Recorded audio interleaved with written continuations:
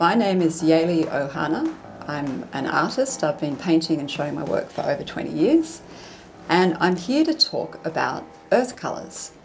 Most painters, when they're starting out, want to just pour on the most vibrant, intense colour that they can possibly find straight out of the tubes. However, when you actually look at nature, you find that a lot of the colours are made up of much more subtle combinations of colour. And a great way to get those colours is from using earth colours. The way that you can use earth colours is to basically tone down or subdue really intense colour straight out of the jar.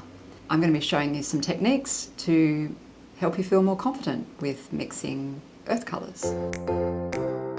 So I've divided these Aboriginal range up into, I've got here the lighter browns, then I've got here the sort of mid browns, and a lot of those have got a sort of an ochre reddish kind of tinge to them.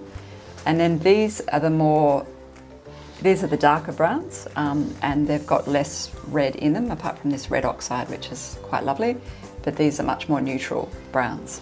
And then I've also got fuchsia and green oxide, and they're from the basic range. So traditionally, Indigenous paint was made by grinding natural pigments and into a powder type form, so using similar types of rocks and ochres. And then with that powder, they would use some kind of binder, a natural binder like tree sap, for example, and then that would form the basis of the paint. And mix that around. So you can see there are other parts of this leaf that are more that kind of tone, that kind of colour. And then I'm going to mix a tiny bit of red over here. So perhaps these bits around here. A bit of the darker brown. In here.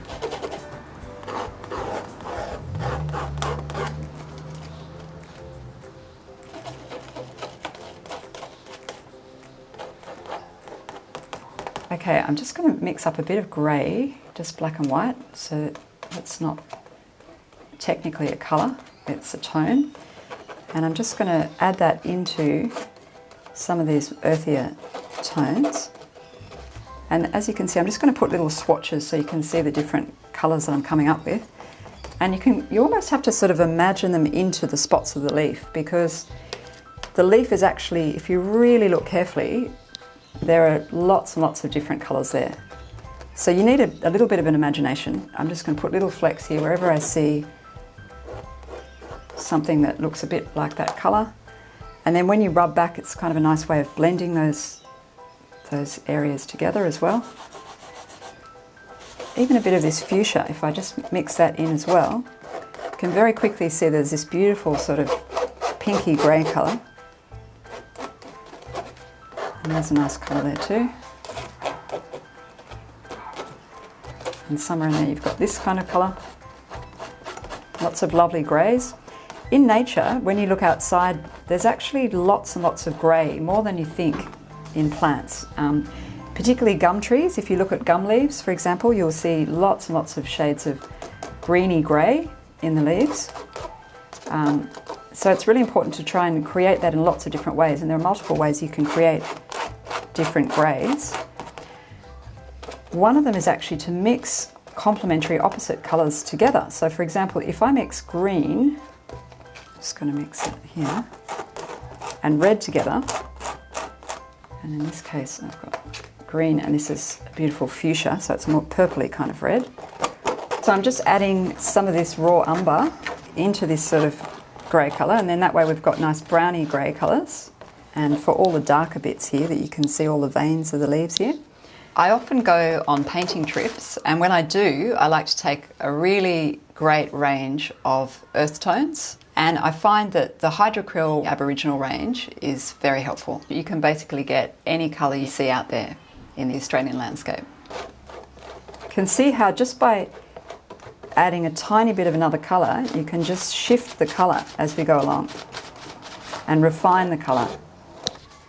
I find using a palette knife to represent natural subject matter is quite handy because it gives a kind of roughness and texture that you often don't get so much with the paintbrush, but you can use either, of course. It just is a matter of different effects.